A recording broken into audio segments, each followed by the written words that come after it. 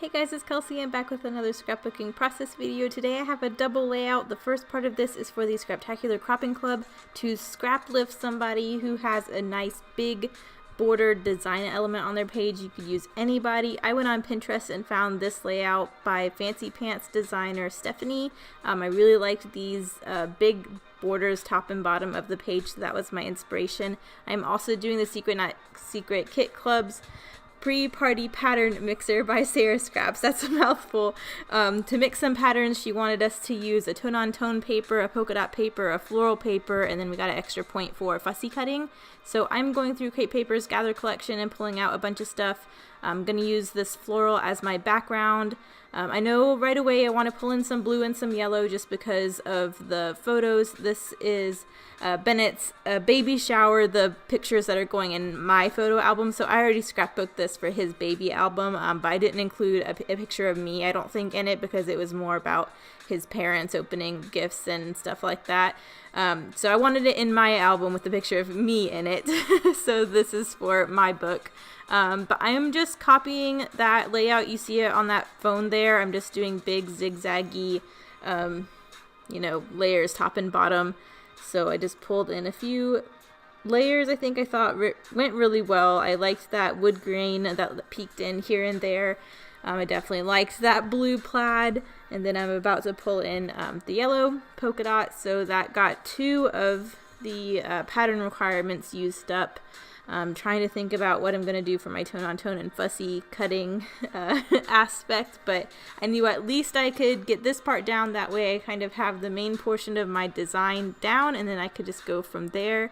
So I am distressing all of the edges of these just to add some interest, and so that you could see that they were all individual layers. When they were all laying flat, it was really kind of hard to see that they, were all their own pieces.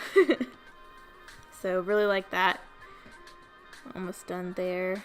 And then I think I just decided to go ahead and matte my photos. I wanted to matte them in the blue and the yellow since those were the colors mostly in the photos. So I'm just going to do that. I know I'm going to have an issue with layering these photos over those patterns just because it is the same pattern paper. But I end up just pulling in a doily to kind of separate the photos from the background. That way those patterns don't run together. But you'll see what I mean in a minute after I matte this and lay it on top of there. It kind of gets a little confusing. So I'm trying to figure out how I can lay these photos where it's not going to meld into the other layers. So I'm going through the cut apart sheet to see what I could use. I liked this ticket sheet. I really liked that tone-on-tone strip of pinky corally tickets. But I thought the scale was a little bit too big, so I did have the 6x6 paper pad. So I went and found that paper in the smaller size, and I'm going to fussy cut the strip of tickets. I really liked how it brought in that tone-on-tone, but it also gave me that fussy cutting element. You see I cut out the straight portions, and I'm going back and cutting out all of those little divots. In hindsight, I think it would have been really cool to score the creases where the tickets meet up and give it a little dimension by crinkling it up the way an actual ticket strip might be. But I didn't end up doing that, but I'm just trying to figure out a way to use that. I thought it was appropriate though, just because it was a baby shower. We had a lot of different games and we invited, all of Becca's friends had come, so I thought tickets were still appropriate. But you see I pulled that doily in, and I think that's all it really needed in that corner to separate those patterns. And then I put the ticket strip up there. I really think that adds a nice visual triangle because it's the same color as Becca's dress and Marcus's shirt. And then it also brought in that floral color into that top area of the page. So I like that. And then I also had this punched out heart in that wood grain pattern, so I'm going to try to incorporate that as well.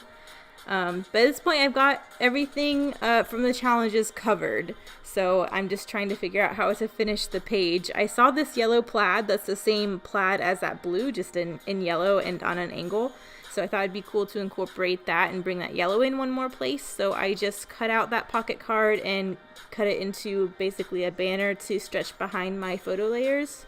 And I like that. It kind of connects the top of the layout with the bottom of the layout. And now I'm just trying to do a few more layers. I just thought I needed something down there in the bottom, and I wanted to pull that music paper into one other spot, so I'm just doing a zigzag border punch, and that's going to go down there by the fishtail banner.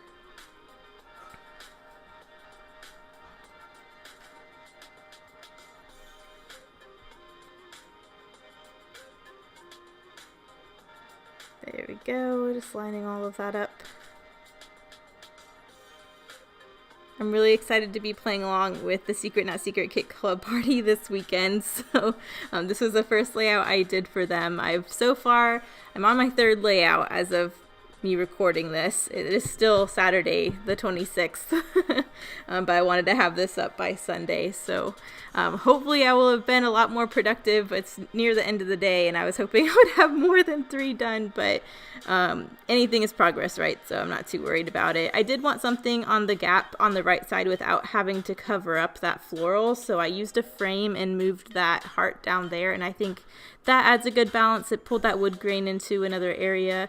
And I got to add some interest with the frame without covering up the floral detail of the background, so I like that. I wanted to put a label down there. I just wanted one more layer underneath the frame, but the labels, the colors didn't really match, and it was just kind of a different style than this page, so I end up pulling in some washi tape that you'll see in a minute. But I'm getting all of this stuff glued down. I know that's where I want it,